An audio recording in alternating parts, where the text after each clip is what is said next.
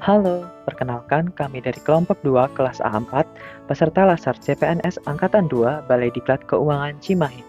Pada kesempatan kali ini, kami akan membagikan rancangan membangun budaya berakhlak demi mewujudkan Smart ASN. Yuk simak penjelasan berikut.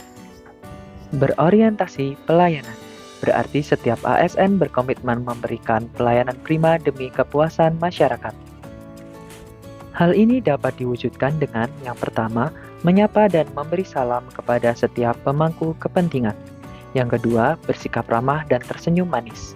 Yang ketiga, bersikap tanggap dan tepat waktu. Yang keempat, mendengar dengan sabar dan aktif. Yang kelima, berpenampilan sopan dan rapi. Dan yang keenam, terbiasa mengucapkan maaf, tolong, dan terima kasih. Akuntabel, yang mengandung makna ASN berkewajiban untuk bertanggung jawab atas setiap amanah yang dipercayakan kepadanya.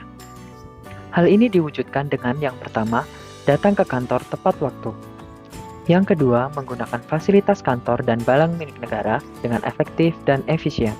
Yang ketiga, bekerja dengan maksimal dalam menyelesaikan setiap tugas yang diemban. Dan yang keempat, selalu menjunjung tinggi integritas di setiap kesempatan.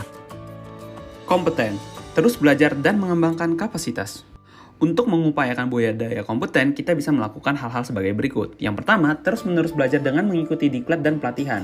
Hal ini dapat dilakukan dengan menggunakan KLC. Yang kedua, membagikan hal yang dipelajari dengan sistem transfer of knowledge. Setelah kita mengikuti diklat dan pelatihan, alangkah baiknya untuk membagikan yang kita pelajari ke teman sebaya kita atau teman satu seksi kita. Yang ketiga, mengerjakan tugas semaksimal mungkin. Tugas yang diberikan oleh atasan harus dikerjakan semaksimal mungkin, sehingga kita memberikan 100% yang kita bisa berikan. Harmonis, saling peduli dan menghargai perbedaan. Untuk mengupayakan budaya harmonis, ada beberapa hal yang dapat kita lakukan. Yang pertama, tidak menggunakan bahasa daerah sebagai bahasa komunikasi sehari-hari. Alangkah baiknya untuk menggunakan bahasa Indonesia. Yang kedua, tidak menghina suku, ras, agama, serta menghargai latar belakang orang lain. Beragam budayanya bangsa Indonesia sehingga memerlukan toleransi lebih untuk suku, ras, dan agama orang lain.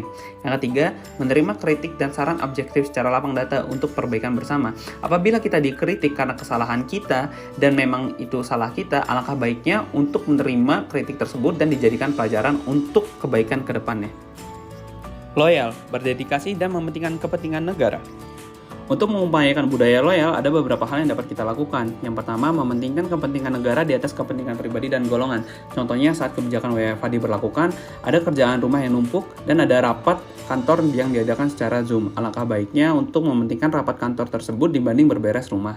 Yang kedua, tidak membocorkan rahasia jabatan dan rahasia negara. Sebagai aparatur sipil negara, kita sering bersinggungan dengan rahasia jabatan dan rahasia negara. Alangkah baiknya untuk tidak membicarakan rahasia jabatan dan rahasia negara tersebut keluar. Yang ketiga, setia kepada Pancasila dan NKRI. Hal ini dapat dilakukan dengan mendengarkan lagu Indonesia Raya setiap pagi di lingkungan kantor. Adaptif, memaksimalkan teknologi dan aplikasi yang menunjang pekerjaan serta membuat brosur untuk tujuan sosialisasi agar masyarakat dapat mengikuti perubahan kebijakan yang berlaku. Kolaboratif, melakukan kerjasama dengan berbagai pihak seperti dinas-dinas yang ada di pemerintahan daerah demi mencapai tujuan bersama. Teruslah berusaha mengimplementasikan nilai berakhlak dalam kehidupan sehari-hari. Kami bangga melayani bangsa.